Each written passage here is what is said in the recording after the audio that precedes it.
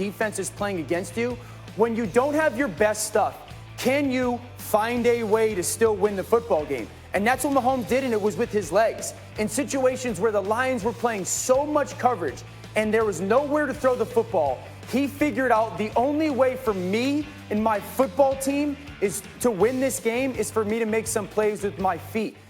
There's the graduation. Tiger Woods was great at this. Win the big moments or win the big games or golf events when you don't have your best stuff.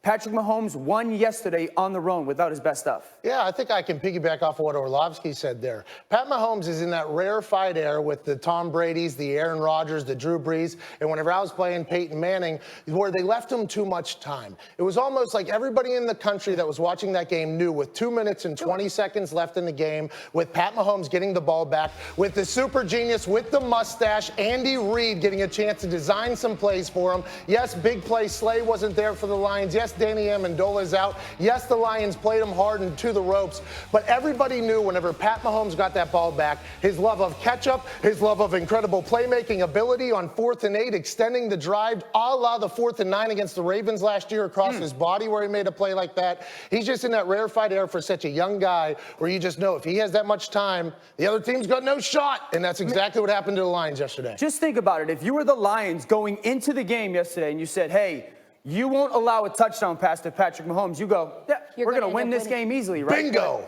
Great players find that is the finding a way to win. First time this season that the Chiefs have not covered, and I think that's a huge credit, Greeny, of course, to that Lions defense. Lions covered. Absolutely. So that's what he had as Zion. But, Rex, you're the guy who watches the defense. And I tell you what, now, the Lions don't get a lot of credit for a variety of reasons, and understandably so. History is a big part of it. They played a really good defensive game yesterday. We're in a place now where holding the Chiefs to 34 points is a pretty good job, and the Chiefs got a lot of that from other places. They ran back that touchdown and all that kind of stuff for 100 yards. Did they put out a blueprint yesterday defensively for other teams to follow to try and shut down Mahomes? Well, Greeny, what I think is that blueprint was put out by the New England Patriots the year before. It's the same system. And that's what you notice about him. Hey, if you have the guts to play straight across man coverage against them, that's the blueprint. The only unfortunate thing is if that's not your style of play, that ain't going to work against them. So that fit right into what Detroit already does, and that's to get after it, and play man coverage. Pat mentioned Slay wasn't in there. That's an all-pro corner that wasn't on the field for Detroit the whole game. Missed the whole game. So, to me, would it have made a difference? I don't know. But Detroit hangs around. Look, Stafford, it was a gritty performance. I thought they were going to win that game, and yet, as we said, too much time. They left in too much time on the clock. And, again, they gave away potentially 14 points, certainly at least 10 in the game, and one of them turns into a touchdown going in the other direction. The Lions had every opportunity to win that game yesterday. They looked very good. They look good, generally, through a month of the season, and the Chiefs, one way or another, still have the best offense in the sport. Okay. If you watch this show, candidly, if you were just awake last week anywhere, you're aware that Rex Ryan had some tough words for Baker Mayfield after a tough Week 3 performance from the Browns last week. Here's what Rex said. I'd love to be an offensive coordinator here. If I have Odell Beckham, Jarvis Landry, Nick Chubb, and this Baker Mayfield, yeah, I know he's overrated as hell. What are you seeing that he's not doing right now? What's he doing wrong? What's he doing right? Whatever. I mean, in the wise words of Freddie Kitchens, if you don't wear orange and brown, you don't matter.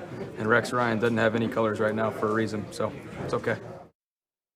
All right, so the war of words. Yesterday, Rex, you wore the Browns colors on Countdown. I had no idea I did that. that was coincidental. Rex Ryan was ready to go. And one way or another, the Browns, is it overstating it to say their season was on the line? Maybe, but this was a very big game for them at Baltimore, and boy, did they come up with answers. Baker Mayfield for a wide-open Ricky Seals-Jones in the third quarter, giving the Browns a first down inside the 15. It would lead to a touchdown. They're up 17-10 now, ensuing Ravens possession. Mark Ingram. The Ravens haven't turned the football over the entire season until this. Out it comes. First turnover of the year, and it leads to this. Dan Orlovsky, Mayfield for Jarvis Landry. Well, first, we'll just take another look here at Ingram. Again, coughing it up. So next drive, it's Mayfield.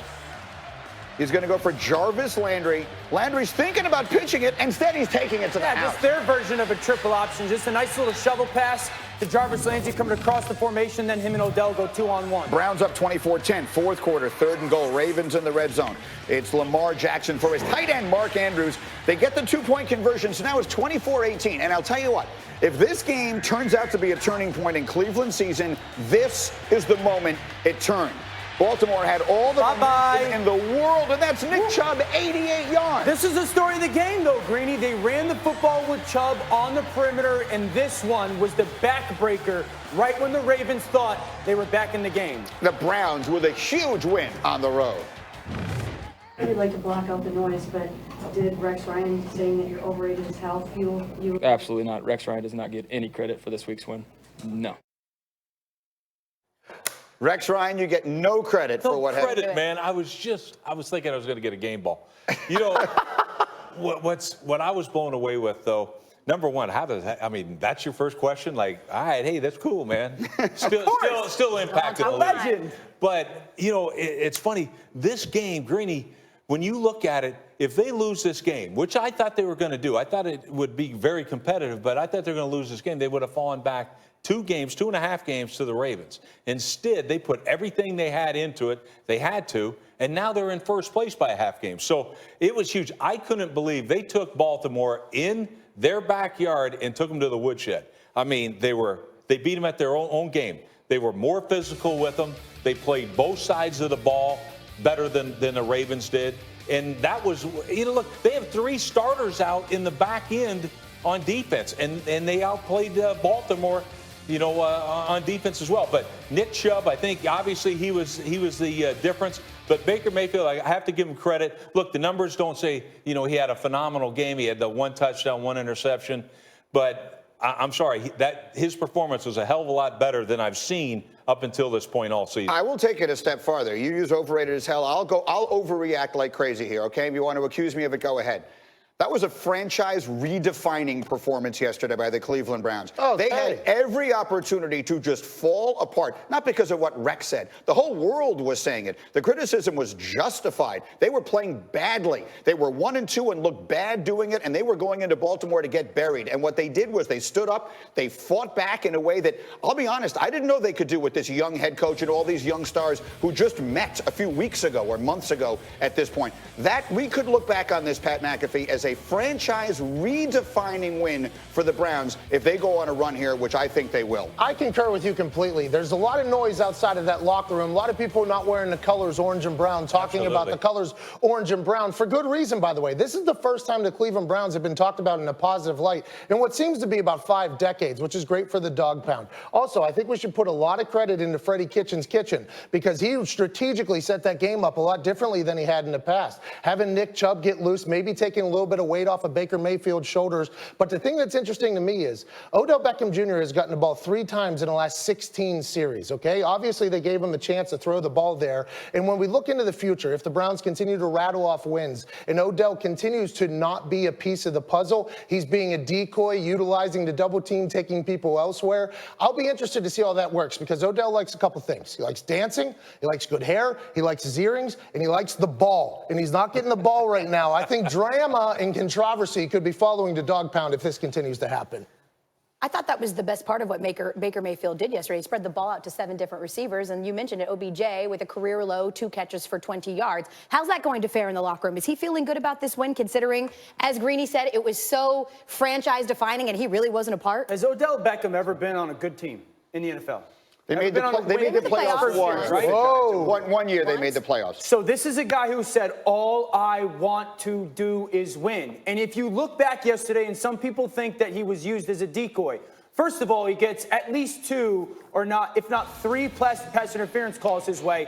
But Seals-Jones, this big pass to him is because Odell drew so much attention, but he gets essentially double teamed, and that's what frees him up down the seam. Look, you're going to see 2 Baltimore Ravens defenders drawing towards Odell, leaving Seals-Jones uncovered, who was a wide receiver at Texas A&M.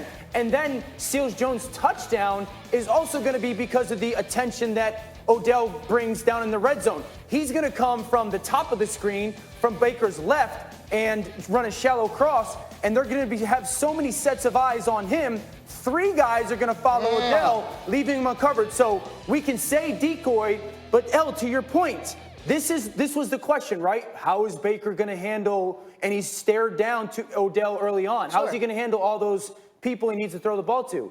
Odell doesn't care about that. He wants to win. It's awesome. Well, you say that, but he's always drawn all of the attention. He's Odell Beckham but now Jr. he's So got then why someone did this stand out in futility then? Because now he's got a road. He's got a wingman. By the way, is incredibly